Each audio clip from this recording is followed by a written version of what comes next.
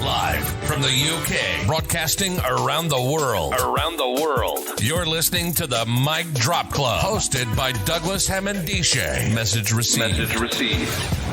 You do not need to know what you need. Just engage with the podcast feed. Providing weekly insights into cool stuff we've read, saw, did, or heard about what made us say, wow, eureka, damn, nothing is off limits. If it motivates and inspires you to reach your goals, then it shall be discussed. Featuring guest interviews from high performers and people of influence, and weekly awards for the best mic drop moment. This podcast is guaranteed to leave you pumped up for the week ahead. Don't just live life. Make life boom.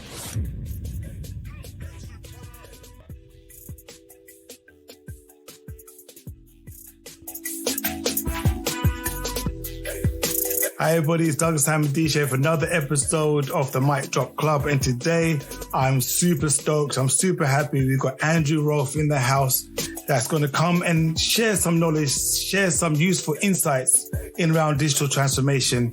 He's an expert in his field.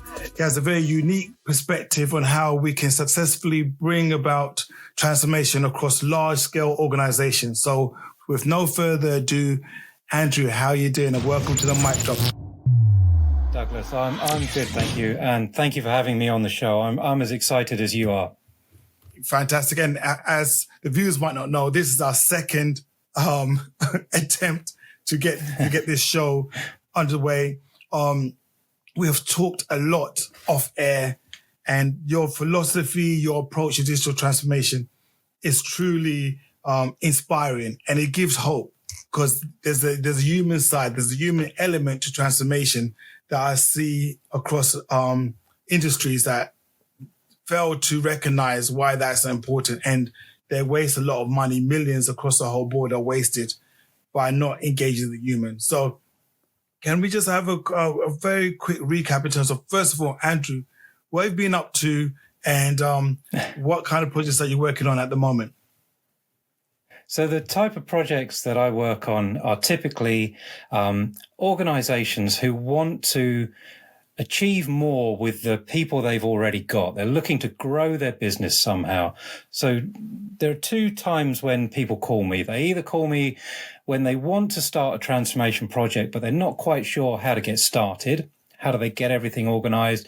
How do they build a business case? And how do they make sure they've got the right expertise on tap? And sometimes I'm called when people have started a transformation project and maybe it's not quite going the way they wanted, or they haven't got the outcomes that they were looking for, or there's a sort of glitch in the system somewhere, and they'll call me to either help unblock the problem or to advise them on what they can do to kind of move forward. The types of projects I've been working on recently usually have some kind of technology element to them. So it might be an organization recently who wanted to improve their sales performance. They wanted to grow their business, grow their revenue, but they didn't really have any systems to help them to do that. They didn't have any way to understand the strength of the relationships that they had within their business. So there's an example of something I did recently. It was great fun. The people were really super smart, super engaged. And just to sort of add a little bit of complexity, this was a global organization. So any ideas that you came up with had to work in every country that this organization was present in. Brilliant. And when we do talk about digital transformation, we're talking about, if you textbook definition here, it's a process of leveraging technology and digital solutions to fundamentally change the way an organization operates, delivers value, and interacts with its customers and stakeholders. So typically when you go through a digital transformation program at scale, you will end up having an output that's completely different to its input. You're changing one state to a better state, literally. So that can be very terrifying for an organization that is forced to transform its services. Sometimes technology comes in at a time not of our choosing, and companies have to transform in order to stay competitive. What's your take on that? What are you seeing in terms of how organizations approach the actual paradigm that is digital transformation?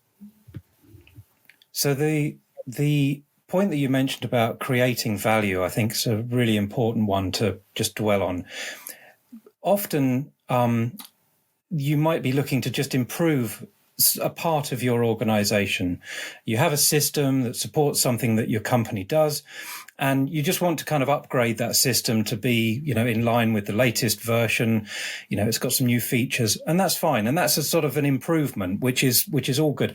And quite often a company can do that with their own staff, maybe with a few external, some assistance externally. But it doesn't necessarily change what their business does. It maybe improves it. Where I tend to get involved is when an organization wants to change perhaps its business model. So maybe they want to move from a model that was based on advertising to a model that's based on subscription, or they find that there's other areas that their clients are looking for their support with, and they could add a completely new revenue stream to their operation. And these require maybe new capabilities, new people, new technology, and new ways of going to market. So it can almost be thought of more like a kind of a reinvention of their business. And your other point about doing it at a time that's not of the company's choosing is really critical, because as we know, the world doesn't stay still. The things move on all the time. So we have to be ready to change, because the world around us is not going to stop. And if you look at, say, somebody who might have been running a minicab firm 10 years ago, and then Uber comes along, that has completely disrupted the way in which people order a cab, pay for a cab, the experience of driving a cab. The whole business model changed with that entrant to the market. Airbnb into the hospitality sector. These things are highly disruptive, and you can't just think that because your business has been around for 100 years that you're immune to this. You've got to respond. So sometimes you're having to do this in a time frame that is not of your choosing. You're playing catch up, and that can be, like you say, quite a kind of anxiety-inducing situation. Executives might not be used to being on the back foot, not having all the answers, and they're forced to, to really run at a pace that they're not comfortable with. So a lot of what I do is helping executives to be in a position where they are, to reassure them, to give them the confidence to kind of move forward, but also to keep them, to remind them of the urgency of the situation, not to kind of sit on your hands, not to just think that because you got a few quick wins out there, you've answered the problem, to keep their feet to the fire. Excellent. Because as you mentioned, business models could be the catalyst. Changing business models could be the catalyst for a transformation. And I guess there's a strong correlation between the type of business model change, the more acute that change is from the as-is business processes for the organization. The buyer-seller type paradigm, which we've known for hundreds of thousands of years, in fact, has been changed when we got technology from the Industrial Revolution, changed the way that we started buying and selling, and also the digital age.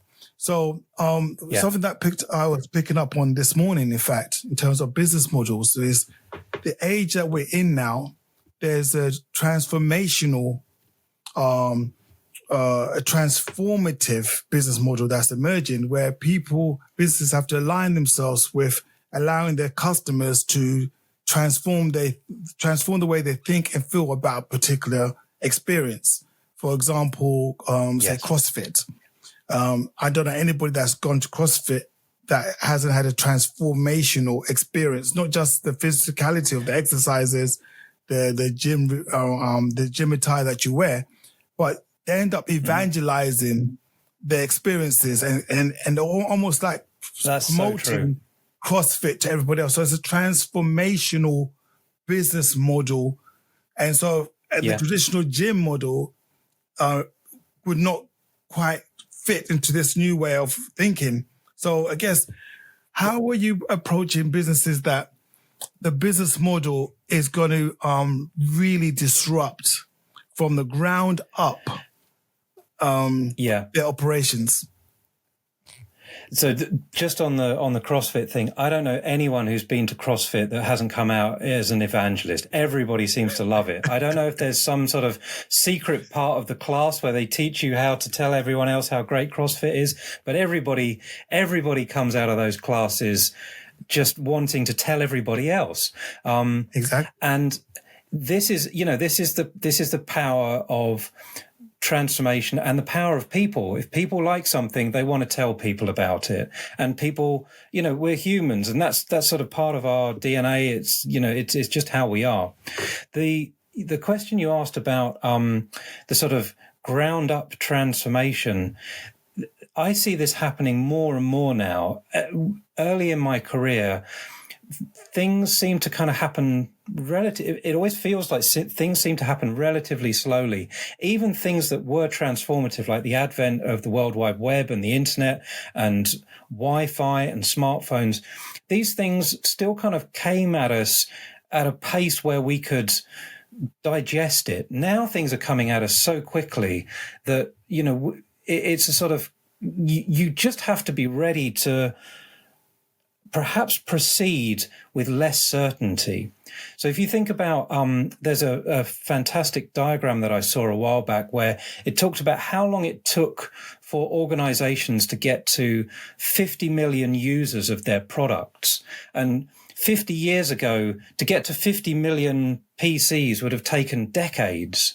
And now if you look at the recent launch of Facebook or Meta with Threads, they'd got millions of users within hours, and they'd reached that 50 million target within 24 hours. The kind of everything is contracting so quickly. And what this means for organizations is that they have to become comfortable with uncertainty. In the past, the sort of older command and control approaches required the people at the top of the organization to be 100% certain about the way of the world and where their organization fitted in it. Now, the people at the top of the organization, who are human, can't know everything, and they can't predict with absolute certainty how things are going to play out, even in organizations that find themselves in highly regulated businesses, in areas where the barriers to entry are extremely high. I'm thinking about maybe pharmaceuticals or oil and gas. These are businesses that don't experience a lot of disruption like the models I mentioned earlier with Airbnb and Uber, where the barriers to entry are lower. But even in those areas, there's disruption. And the skill of leadership now is to really convey a sort of comfort with discomfort. I like that. Comfort in discomfort. What I tend to lean on is being already ready and accepting. Yes. That whole premise that we're already ready.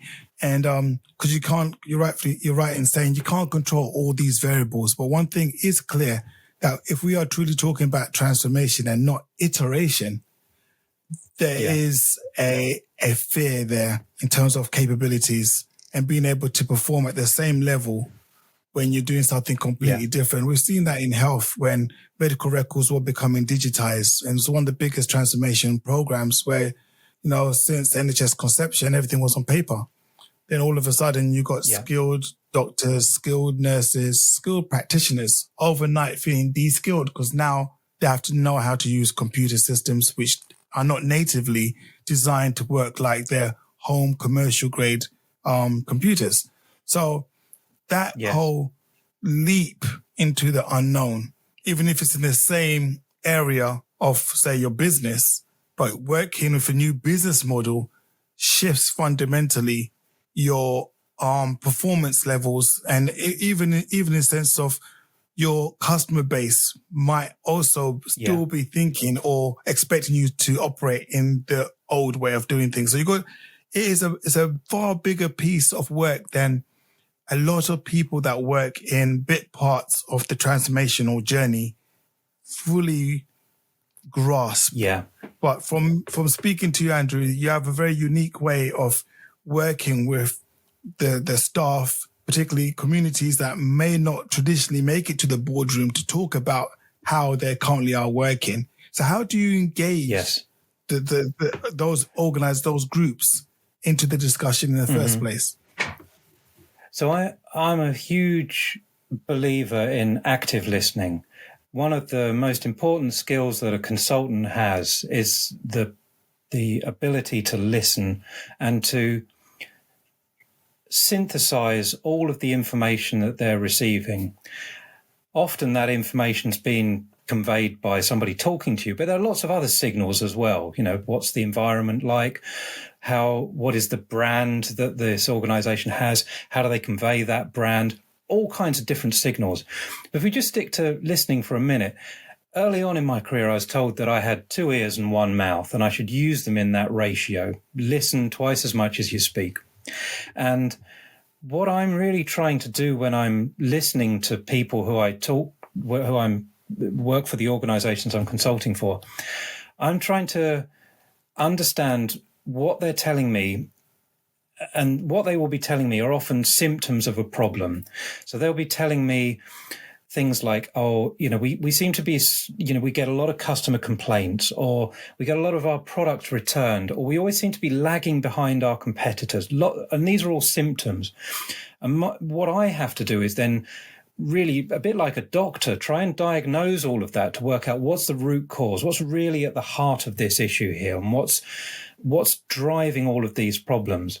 But people won't share with you all of this information just straight off the bat. If you just sit down with them and ask them to tell you all this stuff, it's very rare they will. And that's because usually you're an unfamiliar face. You're somebody from the outside who they don't know. They don't really know perhaps why you're here. And they might be just scared about what the outcomes could be. You know, most people, when presented with a transformation program, their first thought is my job safe? Am I going to be okay? So my job is to try to reassure them that I'm there to help improve the company.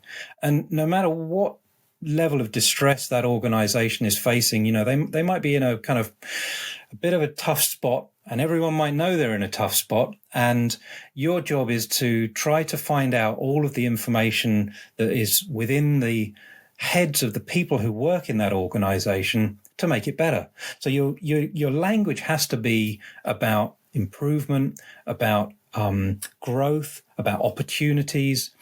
And when I talk to people, I'm typically trying to ask them open questions. So not things that can be answered with a yes, no. So a good example is, tell me a little bit about your job. Tell me some of the things that you observe in the organization. What do you think other people think of your department or your team? Tell me some of the things that you think might improve the situation. So these are all 4 simple questions there. The answers to those 4 simple questions, that could be an hour of me listening to what people have to say. And whenever I go to talk to any organization, people always have something to say to you. They've always got some ideas. Nobody comes to a meeting and says, well, do you know what? That's the first time anyone's ever asked me that. And I really don't it's as good as it can be. Nobody says that. Yeah, that's excellent. And I was whispering there because I was trying to formulate something in my head. I had a conversation with an organization that's going through a big transformational piece of work. And what they are discovering, first and foremost, is a lot of the stakeholders that they're invited to have these interviews to talk about their role. A lot of them were not clear in their articulation of even what they do. And one of them spoke to me and he said to me, he went home after work and his wife's friend asked him, what does he do for a job? And he couldn't actually articulate it in a way that made any coherent sense.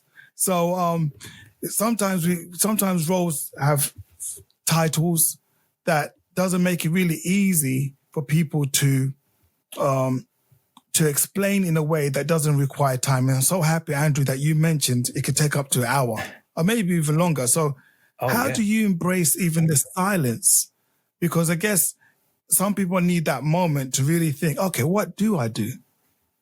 Or what am I supposed to do? Or what was I told I should be doing? Oh my goodness. So we're into a really kind of rich area here. So often what people were hired to do, if you look at their job description, the thing that was on the advert is very different to what they end up doing in their day-to-day work. And there are lots of ways you can reveal this. So you can look at, and most of us have experienced this, where at some point in our working lives, we thought, hang on a minute, I'm just creating a PowerPoint slide here. I'm just creating an Excel spreadsheet here. And I don't really know why I'm doing this. This sort of feels a little bit abstract. I'm not really sure what value this is adding to the whole operation. And asking people to talk about what value they add rather than what they do is a really good way to kind of like split apart that challenge. So when you ask people what value they add, they can fall into one of two camps. They can either be the people who their customers perceive as adding value. So somebody who creates the product or somebody who sells the product, those are usually the sort of value creators. And they're the people who often kind of swagger around the business a little bit saying, well, look, if it wasn't for us, we wouldn't make any money around here. So that's their kind of purpose. But then there are a whole lot of other people whose work, and their work is very important, just as important, in support of those people. So if you go to the finance team, they'll say to you, well, look, we don't make the product. We might not even really understand that much about how the product is made, and we don't sell the product, but we're critical to how our cash flow position is reported, to how our investors are communicated with, and to how our payroll is run every month. So without us, you might think that we're not important, but if we weren't here, you'd miss us. So you can ask the question in that way. And to the point that you were just making about the friend trying to explain what they do, this is sometimes a bit of a kind of penny drop moment when you're talking to people, because they sometimes, through no fault of their own, have sort of drifted away from where they really add value. They've sort of, their ship has sailed slightly off course, and they're ending up in a scenario where they're being busy at work. Lots of meetings, lots of presentations, lots of PowerPoint, lots of emails. And the real core value that they add to the business is just not being tapped into. And that can be quite a difficult conversation to have with people. You know, it can be quite frustrating for them, almost a little bit like lying on a therapist's couch and saying, well, hang on a minute, I've sort of lost my way here. So you have to be respectful to that. Yeah, I'm certainly getting that impression that to get real value from these conversations prior to going live or prior to commencing for a transformational program, it's also important. So the heavy lifting has to be done in advance. These conversations are not to be skipped. Skipping this step will mean booby traps further down the line. So in terms of maximizing your skills, you talked about active listening. They say communication's 80% nonverbal, isn't it? You know? Oh yeah, totally. Yeah. So in a sense, it's the things that are not being said that can also reveal so much more in terms of how does this organization operate? What's its aspirations like? More than the actual spoken word. So how do you operate in that space where I guess it's the area between the bars, you know? It's the gaps between the notes. Again, really good question. So the things that I'm aware of, I talked about sort of assimilating information earlier, and you can infer a lot from the environment in which your meetings take place. You could be in a boardroom. You could be in a really scruffy meeting room. You could be sat next to somebody at the end of their desk because they're busy doing something.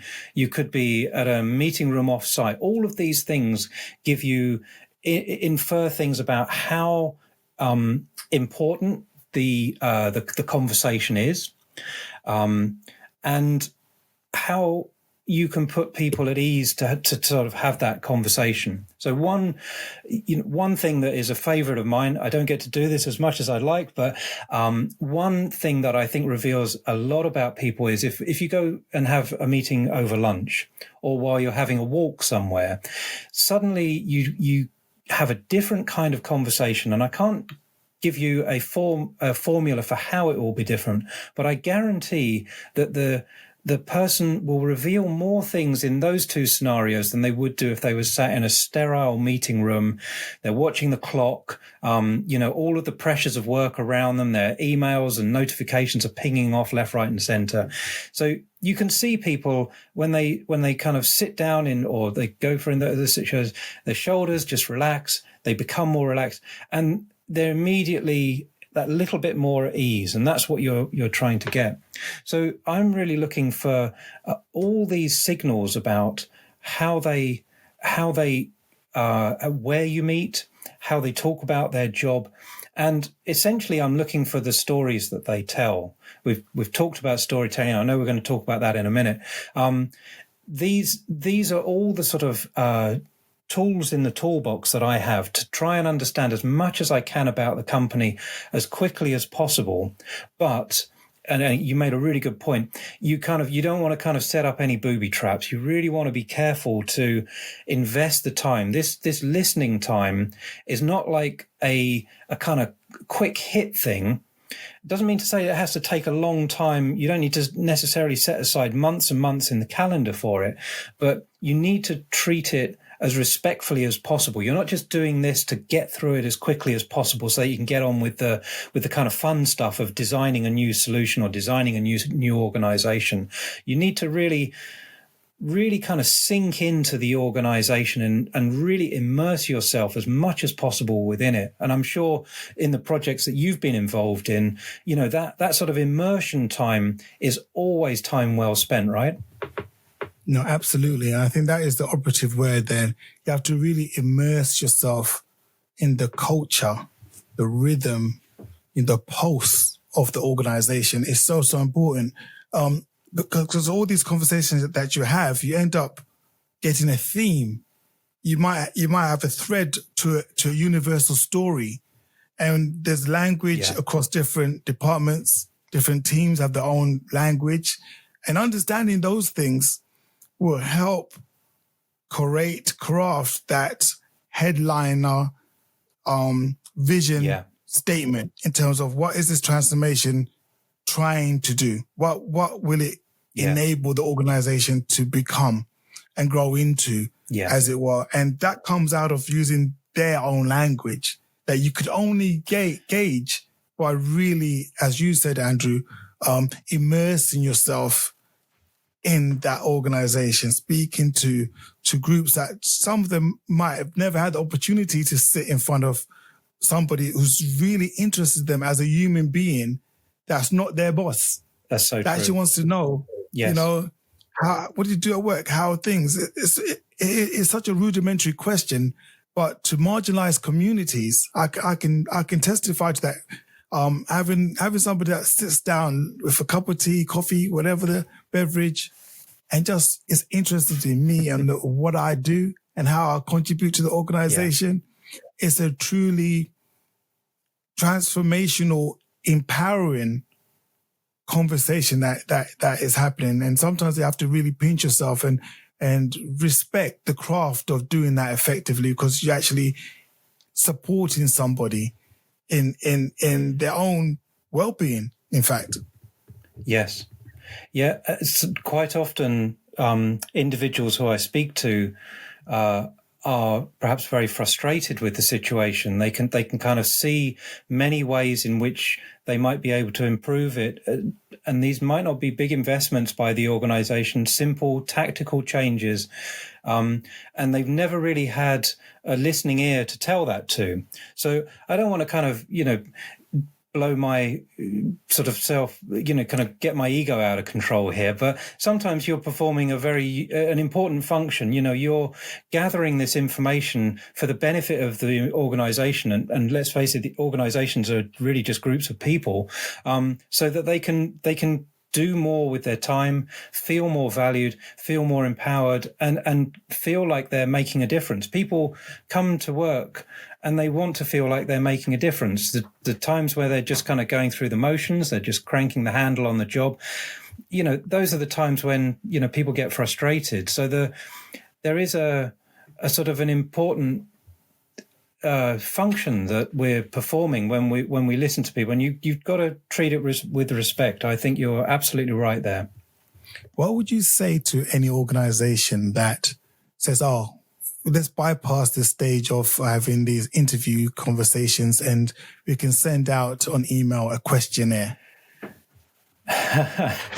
A questionnaire, there's so much information that a questionnaire just can't capture. It's such a blunt instrument, and you end up with sort of two polarized responses in a questionnaire. Either it's the people who just kind of mark everything average, everything's a 7 out of 10 or a 6 out of 10, and it means nothing, everything's average. Or you get the extremes where people, they either love everything that's going on. They just can't see any fault in it. They're sort of blinded by, the kind of the hype, or they're so cynical. They've been forgotten about for years, and they're just angry about everything. So you get these kind of, either the kind of average, which is often meaningless, or the polarization, which just doesn't give you anything useful to go on. That's why, a questionnaire with 2,000 respondents, okay, that could get some useful information, but I would wager that 20 interviews would get me far more useful data points. And let's remember that we're going to be delivering a transformation here. We're going to need those people who we spoke to in the interviews to help us deliver this transformation.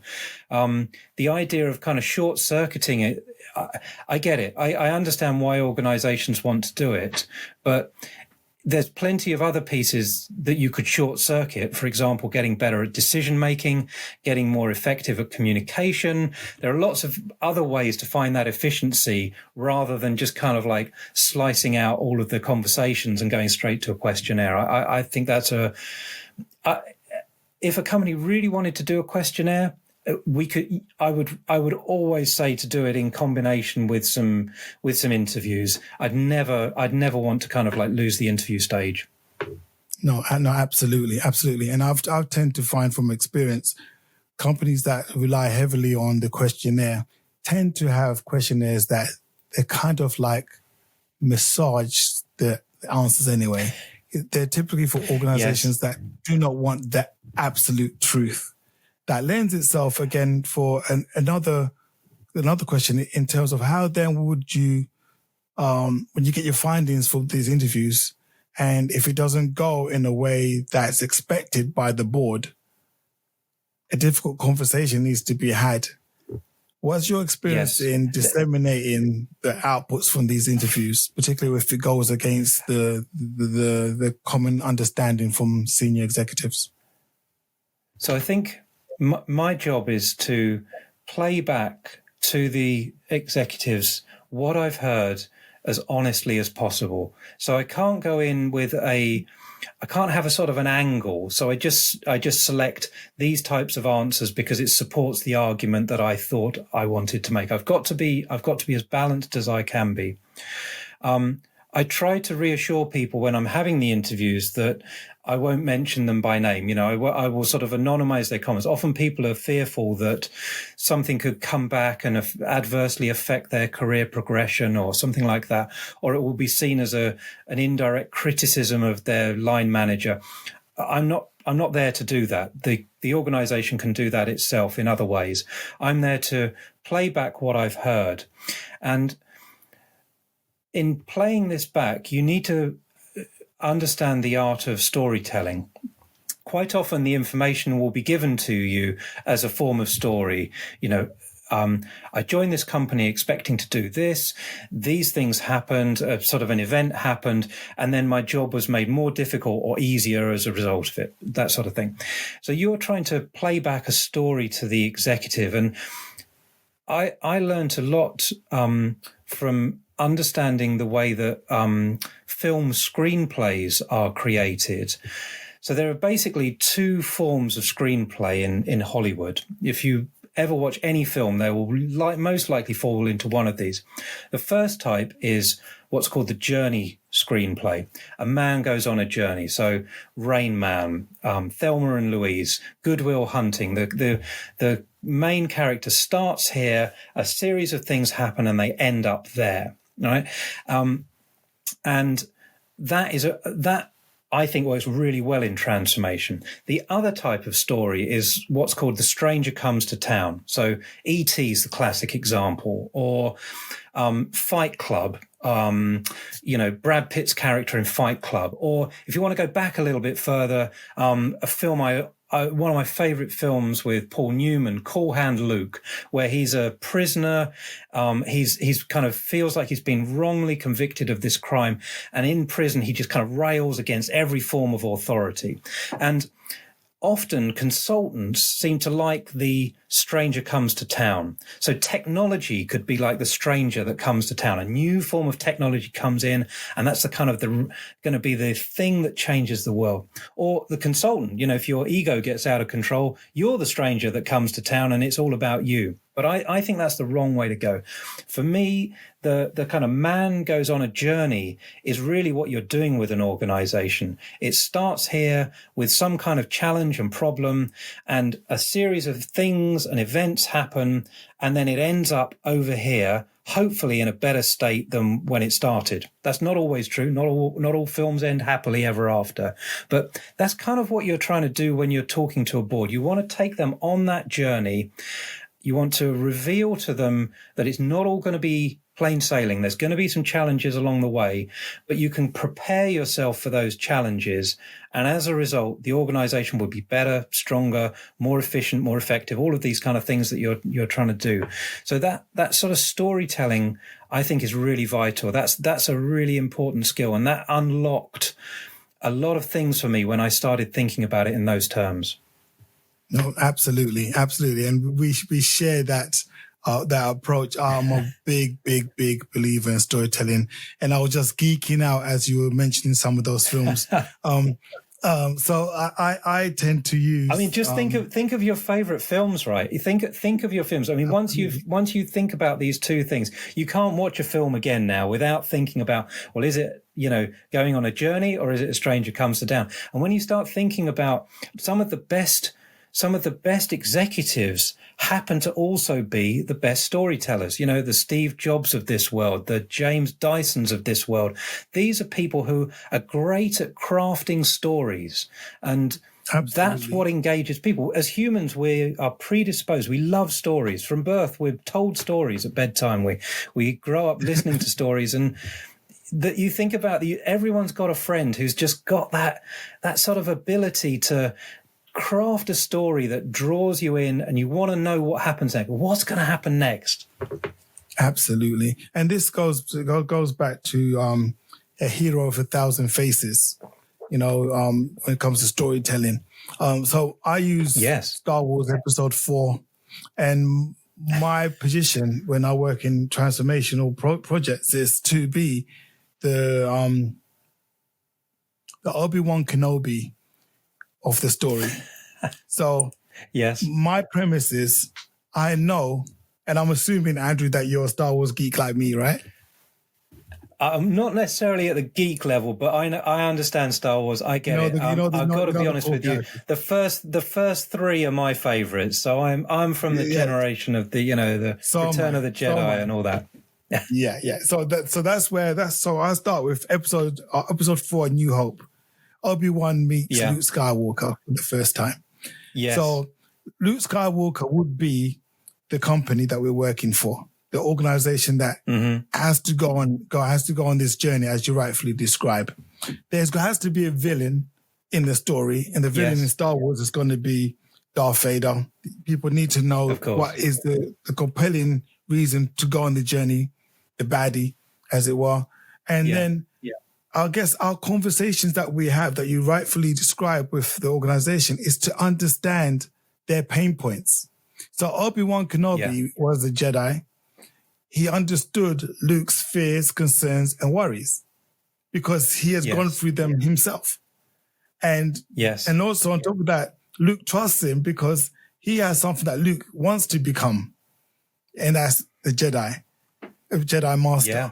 So Obi-Wan's taking Luke on that journey through transformation, through his highs and lows, and being that that confidant, that Jiminy Cricket type character, that consciousness that stay on the right path. You can do this. You're like a cheerleader, nurturing Luke. And up until he blows up the Death Star, it means he's won that episode at least. Yes.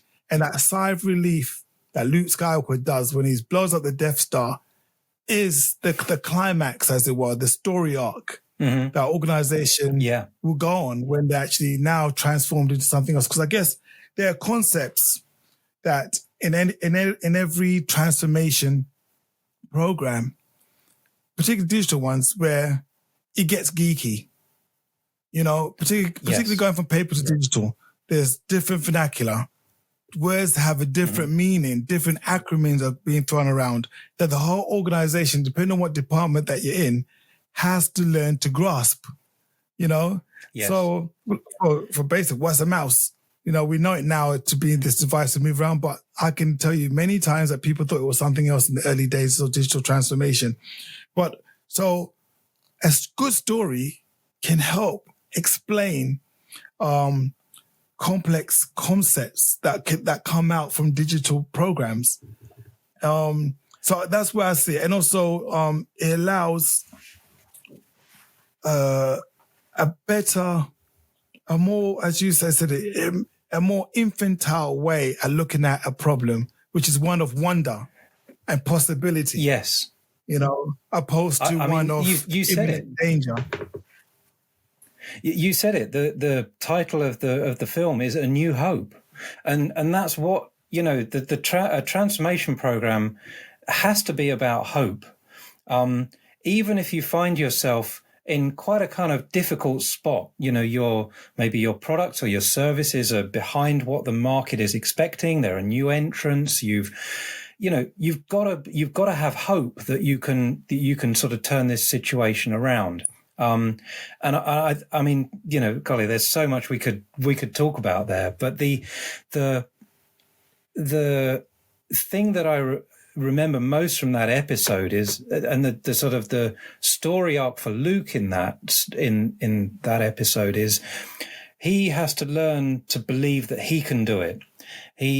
And this is what you're trying to do with organizations is to show them some kind of vision for the future, provide them with some sort of framework that helps them to get there.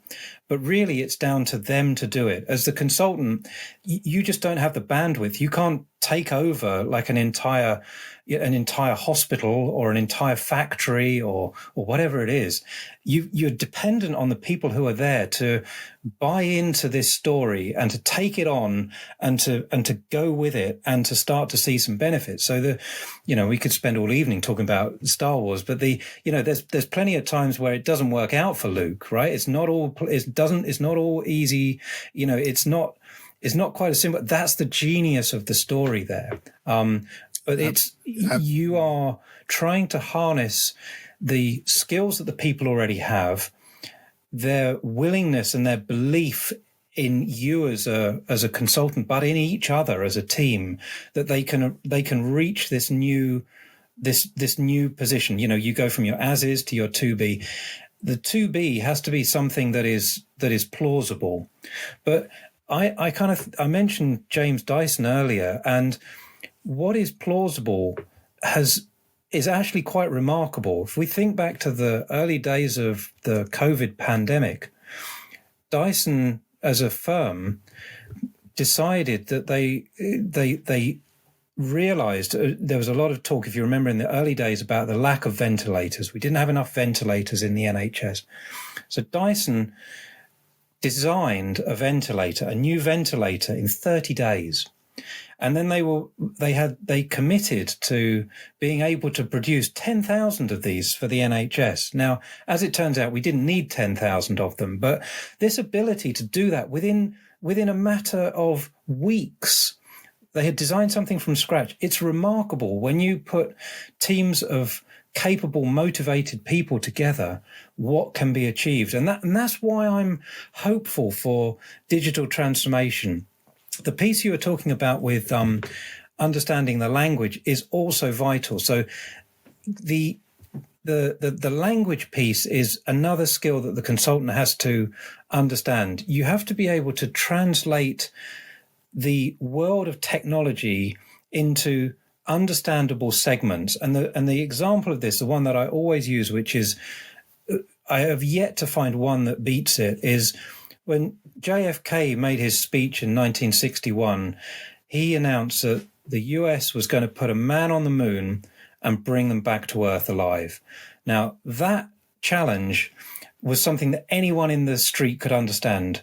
Most people had no idea how it was going to be achieved. Even JFK, he didn't know anything about rocket propulsion systems or life support systems, but he could say that statement, and it was in a language that anybody could understand. And, obviously there were political overtones to why he made that statement, but the simplicity of it and the accessibility of it were where the genius lay in it.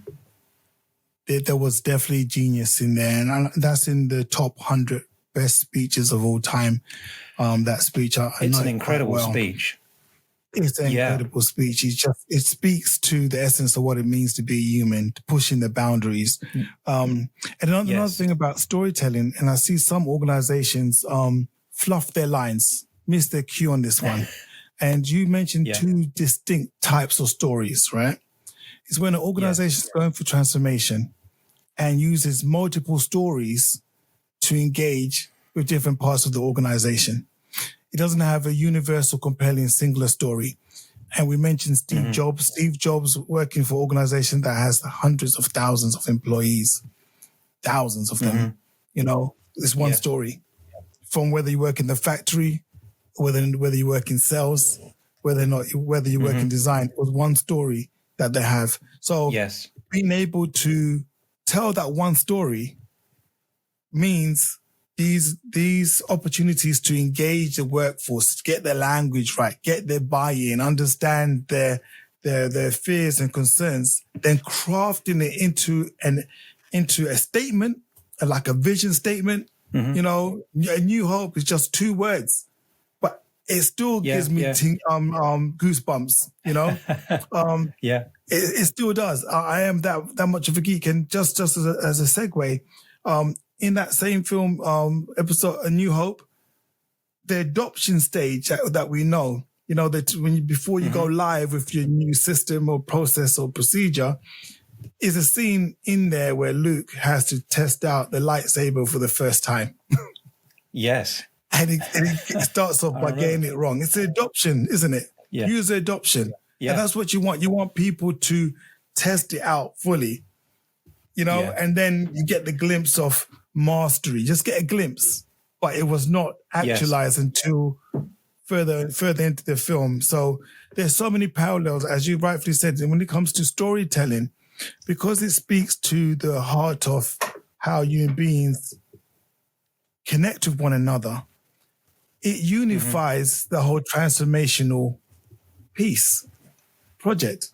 So it has to be front and center in everything that we do. I think your point about seeing organizations fluff their lines is a really good point just to dwell on. It's the one school of thought is that different parts of an organization need to have like a specific message that's tailored to that part of the organization. But that gets really hard because the transformation is usually all-encompassing. The nature of transformation is that lots of people are affected by it. And I read a book by an author called Barbara Minto called The Pyramid Principle, which talks about how to explain complex things. So, and the way that she talks about is this pyramid principle. You have one core concept, a new hope, right? And then all of the things that happen feed into whatever that principle, that item is. So everything in that film is feeding into that moment. That's why you describe it as climactic when he blows up the Death Star. That's because the entire film has been building up to that point. There's no sort of subplot that's going off over here that's weakening it. And it's the same with transformation. So really, you have to be in complete alignment about what your transformation is there to achieve. What is it that to be is going to feel like? And when we're talking about this, so quite often people talk about, you're trying to sort of crest the summit of a mountain. There's a kind of commonly used example, and you're down here at base camp and you need to kind of get to here and then to here, and then you're going to have a shot at summiting the mountain if the conditions allow you to do so. The bit that's up here, the summit of the mountain, needs to be completely agreed upon. And that's kind of where the hard yards are. So we talked about listening to people and how we would gather information. As a result of that, you're going to come up with some options for what you're going to do. It may not be clear cut as to how you're going to approach this. So you need to quickly get through those options and completely coalesce around something. And that can be really hard because some people might not be 100% behind the option that's chosen, but for the purposes of the transformation, they have to believe in it. And that's really where the skill of the consultant is, because if they don't believe in it, what they'll do is they'll slightly modify the story, and suddenly you're kind of got two divergent stories that are being told around the business, and therein chaos reigns. So back to the Death Star, if everyone didn't think that destroying the Death Star was the objective, it wouldn't have got destroyed. If people in your company don't believe that this digital transformation is really what we want to try and achieve, actually we're going to try and do something a little bit different, and we're going to do that on the quiet over here and hope that nobody notices. Again, you won't get the benefit because you won't have this pyramid principle. You'll have different people talking about different stories, and that's why the lines get fluffed. The story gets kind of watered down, confused, blended with another story, and you've got people who are looking for leadership and clarity, and what they're getting is confused, mixed messaging. And absolutely.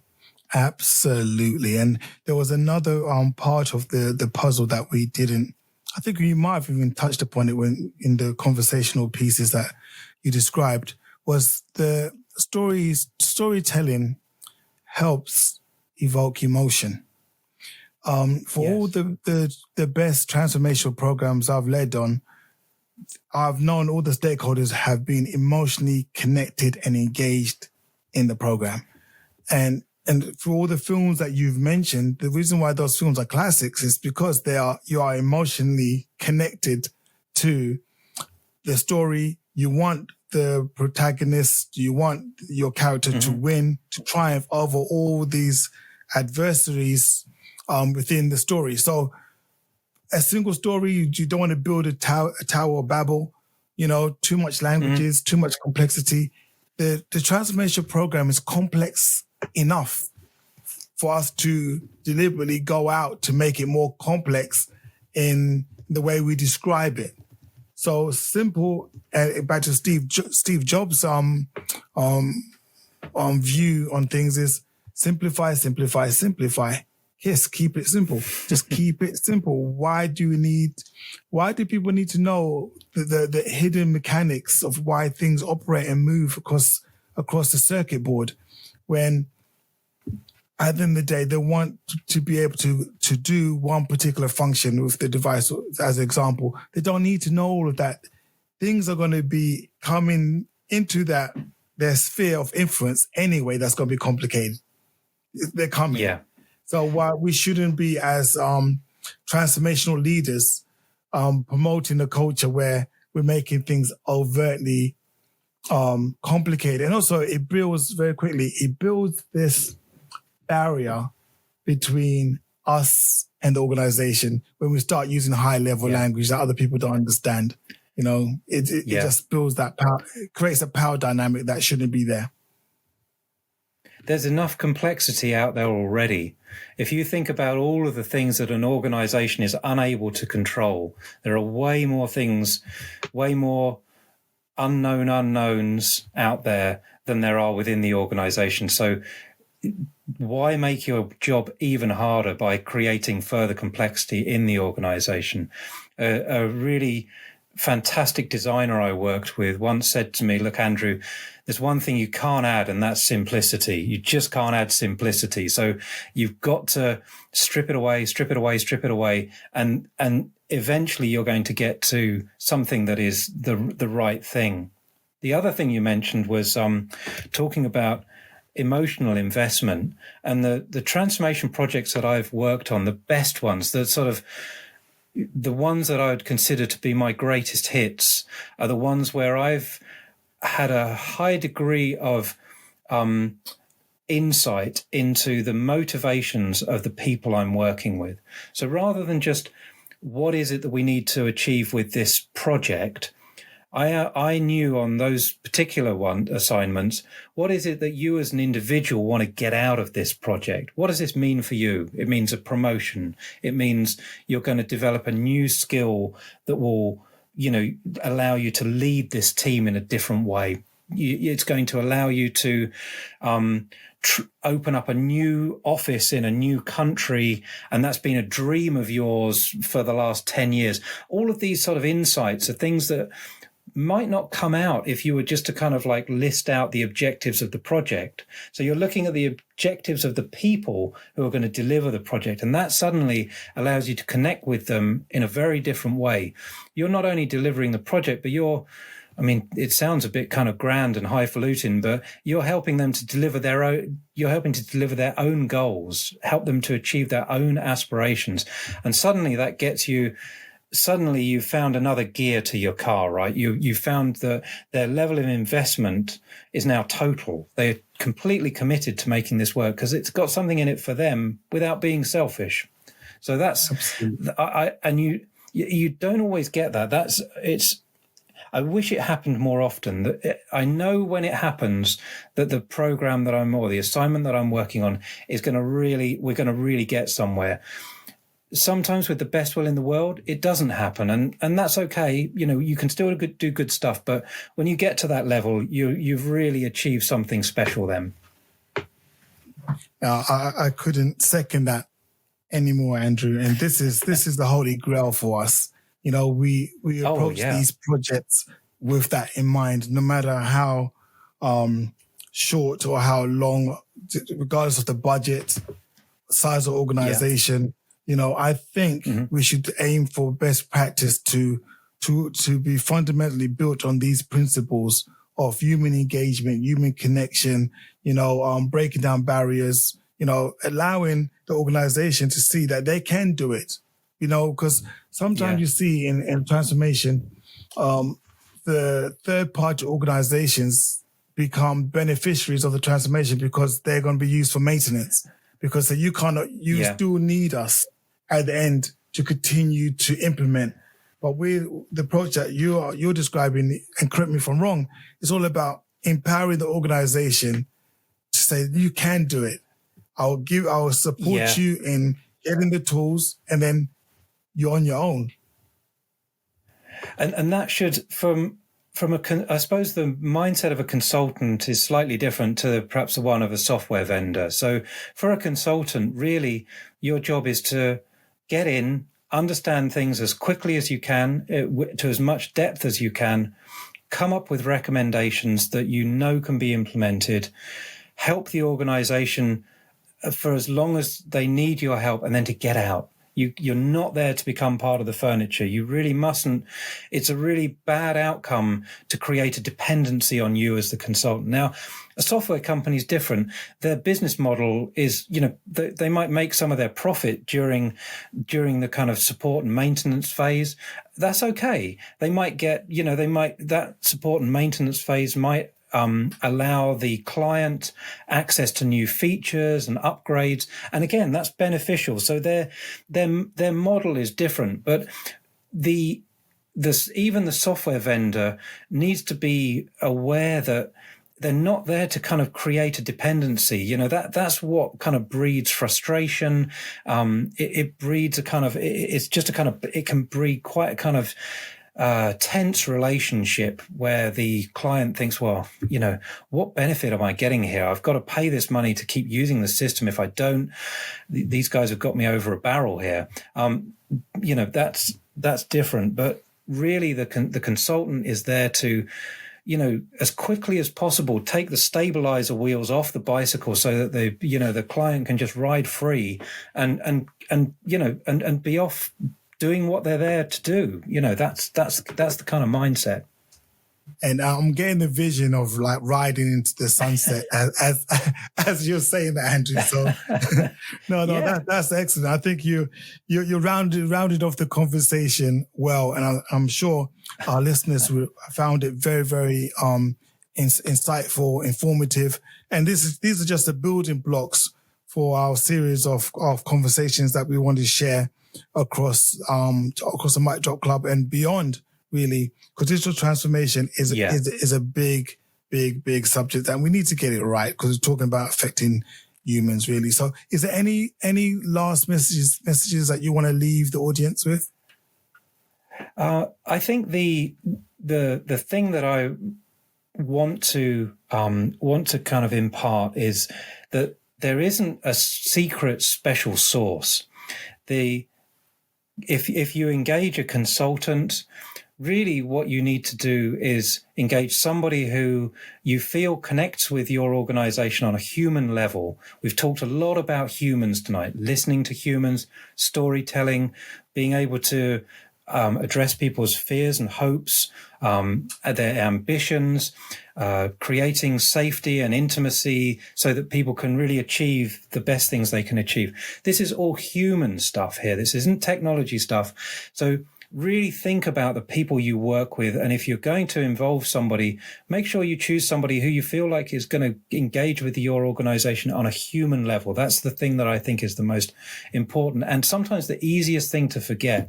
You just assume that because you're dealing with another person, it's all just going to click automatically. Well, that's not always the case. So really think about that human interaction piece. Thank you very much. Join us next time as we continue to explore transformation with Andrew, and to then keep embracing the power of storytelling in your digital transformation. You guys take care of yourself and each other, and we are out. Thank you for listening. Don't forget to check out micdropclub.com and get the show notes and useful links. Subscribe to the podcast. Don't just live life, make life boom.